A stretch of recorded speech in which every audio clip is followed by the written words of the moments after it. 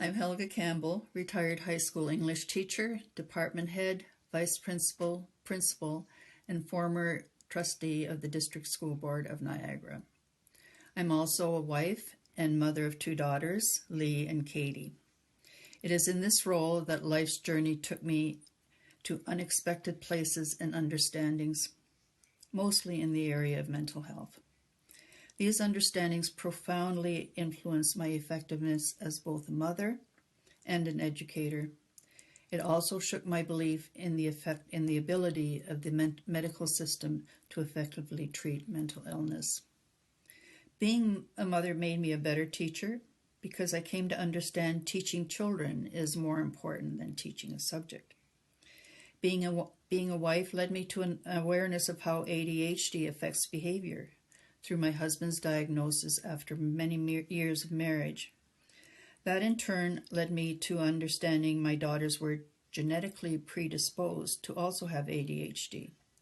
I came to realize that many of the behavior issues that we deal with as educators are often rooted in various mental illnesses, and that our traditional responses of consequences or punishment may not always be appropriate. I began to think we need to educate our teachers and administrators about mental health so that we could recognize this as an issue and provide better supports to struggling students.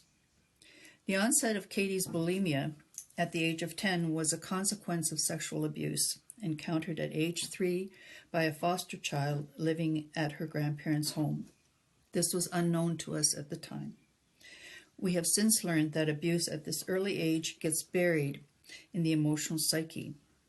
While Katie was successful in school, right through to earning a teaching degree, she was in a constant battle with mental health issues resulting from both genetics and trauma. She self-medicated with alcohol.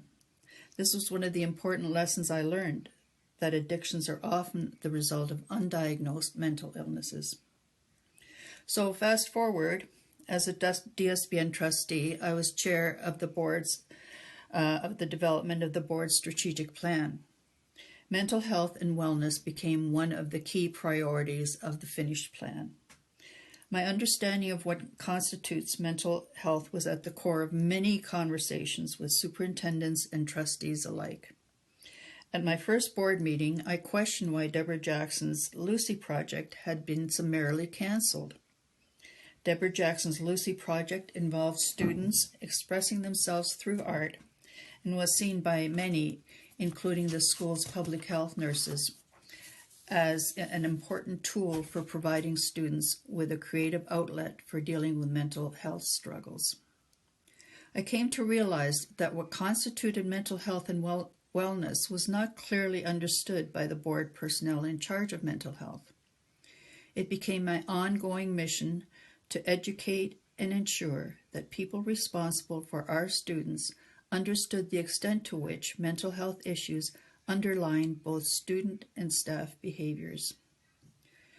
My daughter, Katie, died by suicide at the age of 33. She was an accomplished artist, a gifted teacher, and someone who would light up a room when she walked into it. How does it happen that we lost her?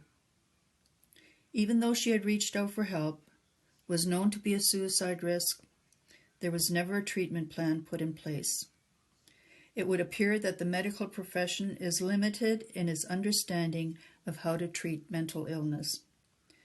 Medication can be helpful in restoring a chemical balance in the brain, but our experience shows there is no clear understanding of trauma-induced mental illness, which requires a closely monitored treatment plan.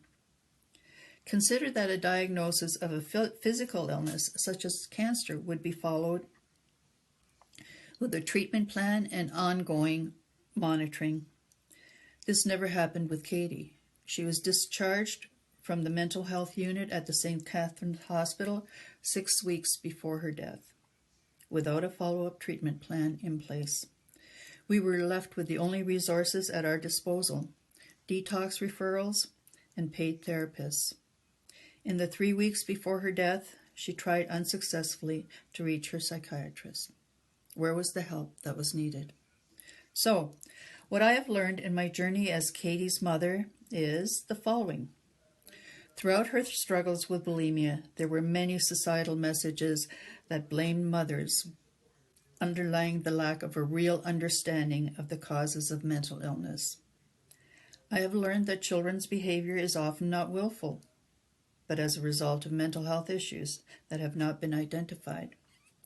Teachers need to be trained in understanding the continuum of mental health problems so that they recognize the behavior as a result of these and can provide the effective supports.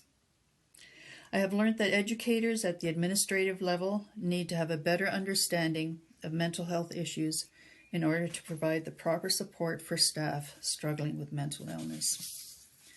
I have learned that there is no clear medical plan in place to treat patients exhibiting mental illness. Mental health services operate in silos. There is no coordination. Without a coherent plan, resources are scattered and ineffective. How many Katies who completed suicide are known to the system? And why aren't we figuring out how to provide the supports necessary to prevent these suicides? More needs to be done to educate medical professionals in how to effectively deal with mental health problems, and more healthcare dollars need to be directly allocated to resources that would provide the needed supports for individuals struggling with mental illness. Thank you.